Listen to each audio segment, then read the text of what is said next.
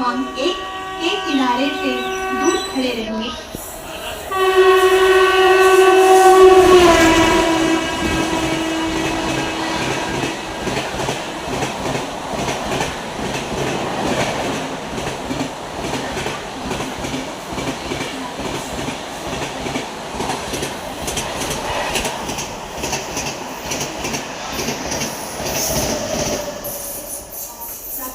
platform क्रमांक 2 च्या किनाऱ्यापासून दूर